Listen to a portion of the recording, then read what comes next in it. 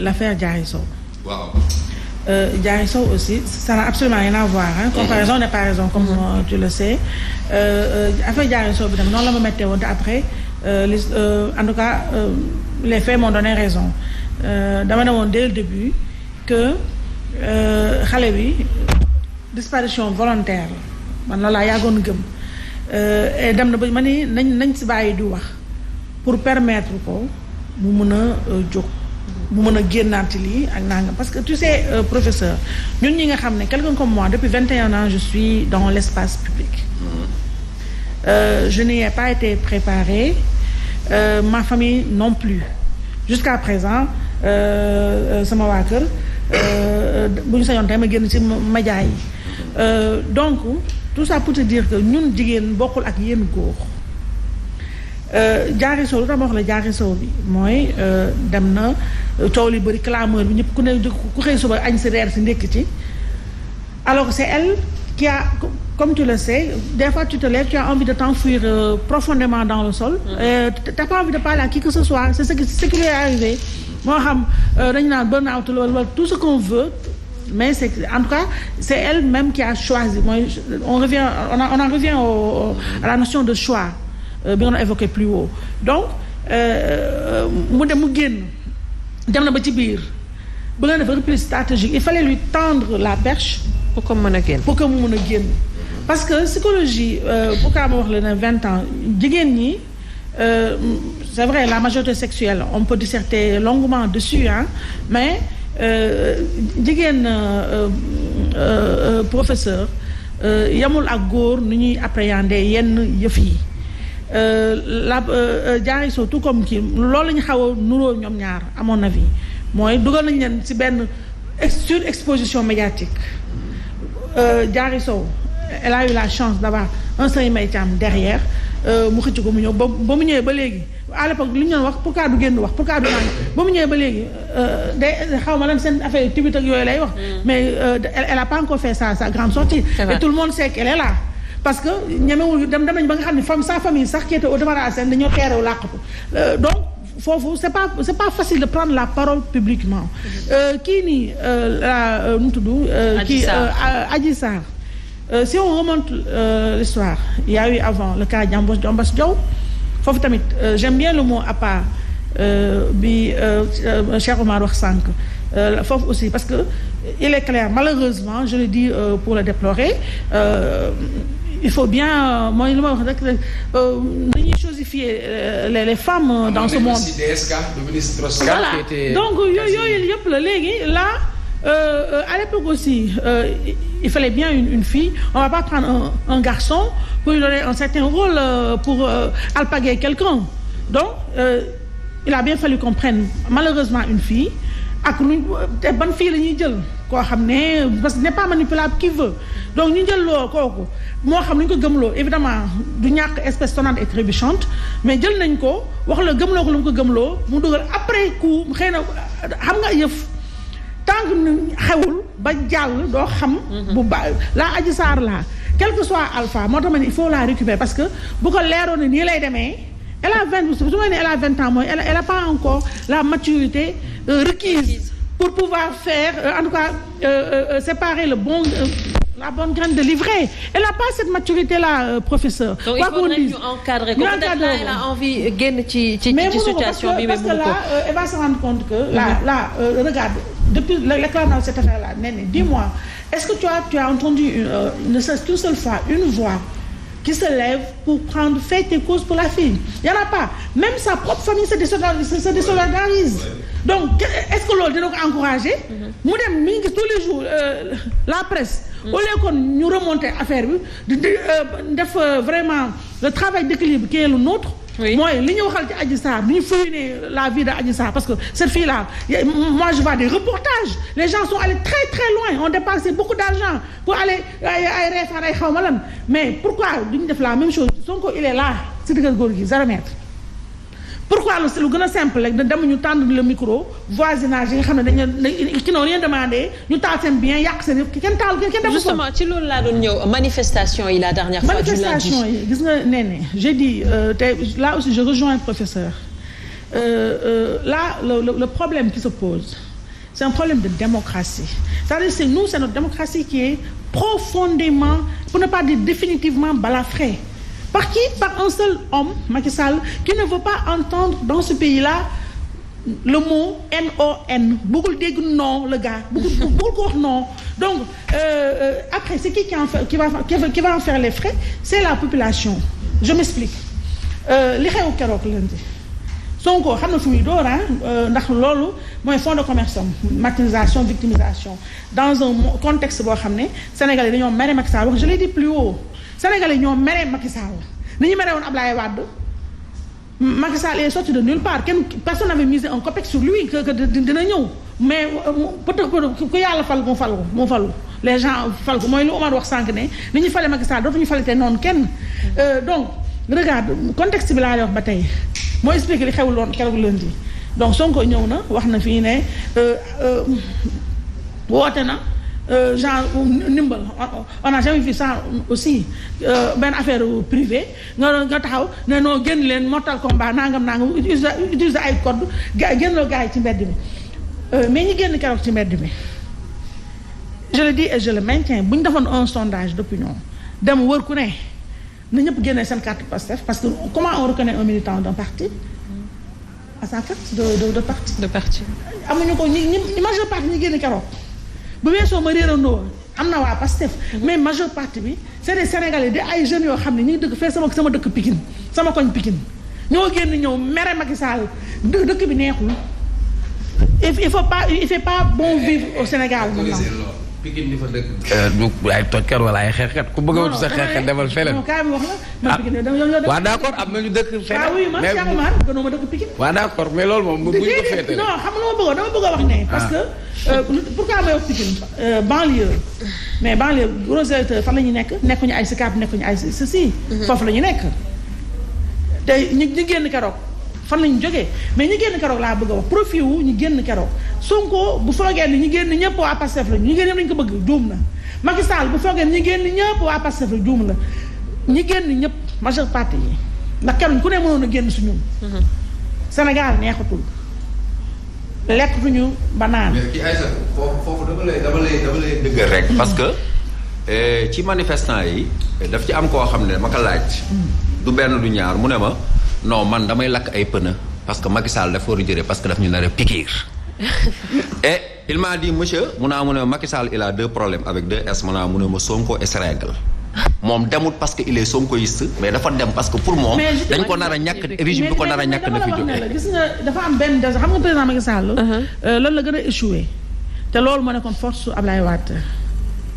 mooy entre Macky Sall et le peuple sénégalais il y a un très grand désamour désamour boo xam ne duduwul léegi ci Sonko. ce même peuple bi ko élire. non mais attends président Macky Sall faluñu ko parce que ñi ko fal en 2012 faluñu ko parce que dañ ko gëm de dañ ko fal parce que dañu sonn ci Ablaye Wade. 2019 attends 2019. y avait qui enfant attends mais moom moo tànn moo def foofu tamit moi dama ne Sonko la lui a bien mis enfin je veux pas être vulgaire mais regarde. moom moo tànn ñi ay challenger am jàpp ne Sonko gars yi duñ ko voteel nangam Idrissa Seck patipatita ba mu ñëwee malheureusement pour lui qu'est-ce qui s'est passé pourquoi Sonko est arrivé troisième Tongu bu élection amaat est-ce que dina amaat troisième tu sais pourquoi parce que tout simplement ku bëggul Macky Sall da ngay dem voteel Sonko ki jàpp ne Macky Sall et Idrissa Seck benn lañu Sonko ngay dem voteel mu ñëw troisième de fait. Maintenant, j'en reviens à la journée de lundi qui est fondamentale. Oui. Et à ce qu'on est en train de faire là, ce qui est en train de se passer au Sénégal. Moi, le professeur Omar wax ko sànq. mooy président Macky Sall man li ma ko gën a merewee dafa jël ñun en tant qu'être humain. Je parle pas de ñun sunu spécificité en tant que Sénégalais, mais je parle de notre être profond. Nit amul lu dul liberté fan nga mën a mouvoir en paix dans la démocratie loolu mooy composante de manière large li ñu tuddee république président Macky Sall dafa ñëw lim ñu bëgg a xañ nii looloo ko may mu toog fi mu toog mooy liberté ak démocratie te xaaruñu may ko daf ko foqati maintenant moom dafa ñëw bëgg a confisquer sunu liberté de parole doyatu ko mais mu bëgg ñu tëj carrément alors que xoolal rek ni muy def travers dictatorial yi mu nekk di def nii en ce moment te loolu moo tax ñi fipp lundi danañ fipp waat yeneen bés pas pour la personne de Sonko importe peu Macky Sall la Sénégalais yi mere moom Macky Sall bu liirulee ni Sonko war a lii Sonko bu juumee di fanfarone ci ne ñi génn nañ ko bëgg dafa am buzz juum na ñi génn Macky Sall la ñu mere Macky Sall dafa war a am la bonne lecture mooy lan mu tëj Sonko ni mu tëjee ak ni mu ndax si xale ñëpp tëj na presse bi tëj na képp kuy wax non activiste yi société civile tout le monde mais terewul gis nga ñi koy sonal suba du ñu nekk Sonko du ñu nekk Idrissa Seck ñu bees tàkk ñoo xam ne xamuñu parce que yàlla moo bëri ay yëfam donc Macky Sall li ma bëgg a wax mooy Sénégal léegi li tax ma ne il ne fait plus bon vivre mooy boo waxee lu neexul Macky mu lijjanti nu mu la fexelee bu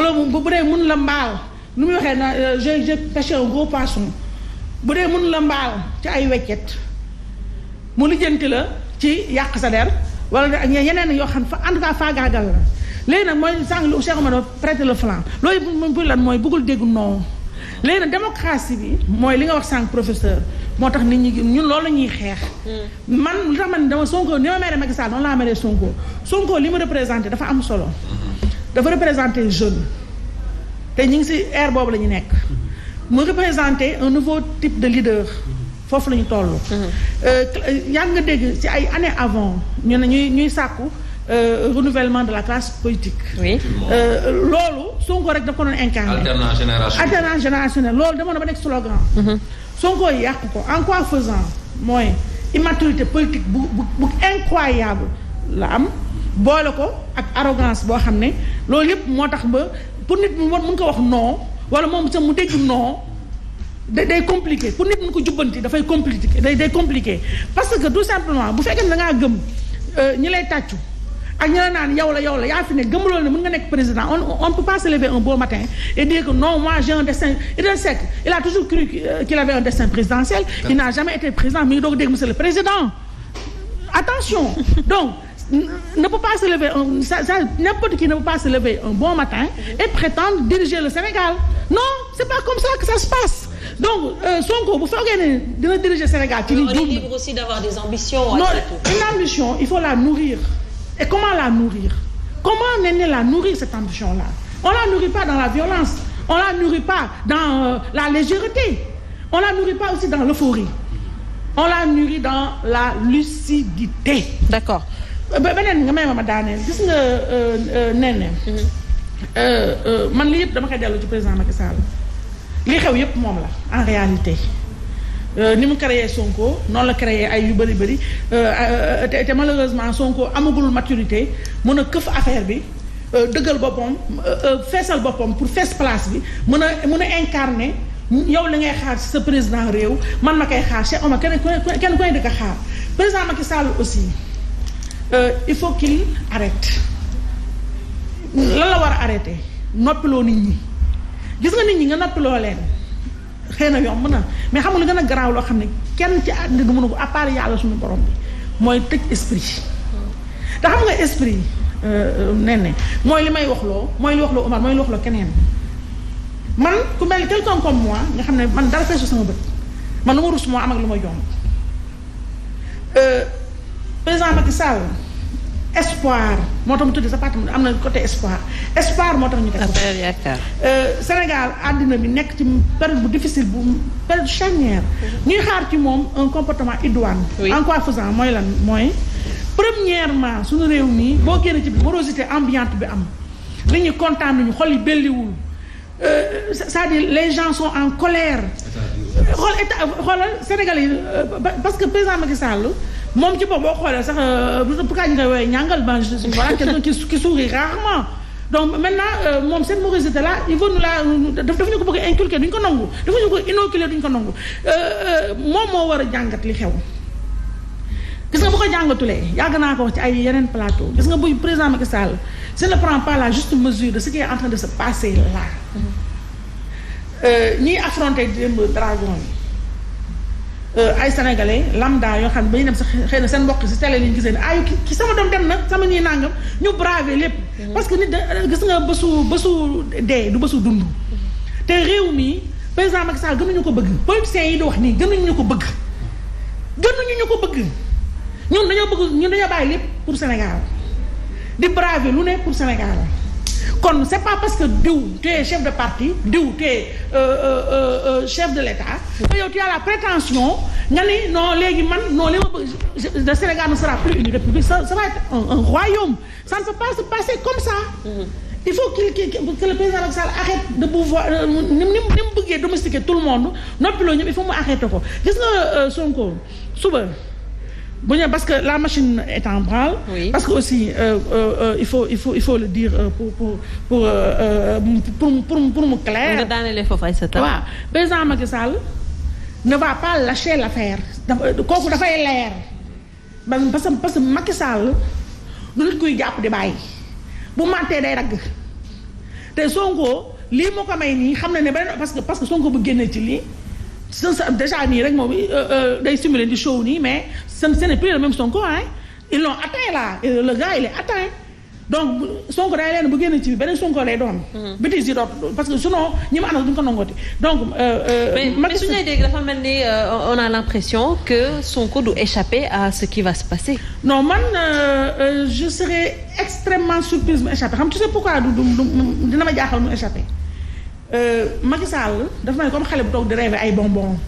ñu ngi koy ñoom bonbon ci bonbon doxantu ba ñëw dugg sa gémmiñ loolu desee sàq mi da koy sàq mi. d'accord du bàyyi. Pape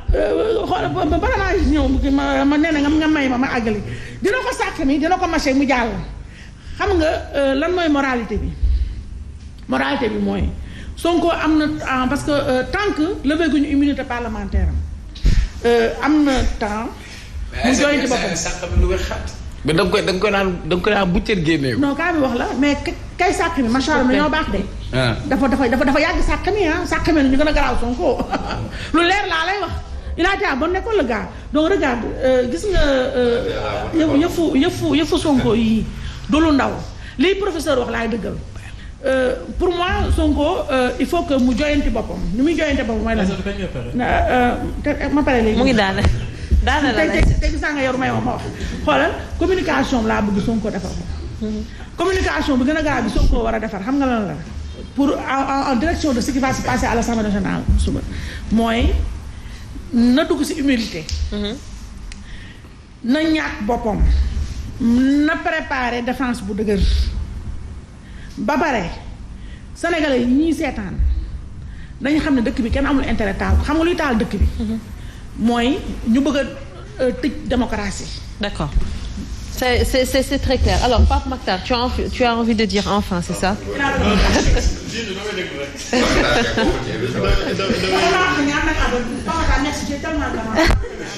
Merci Pape Makhtar. damay déglu di si jàngat mais c'est important en fait parce que xam nga tey jii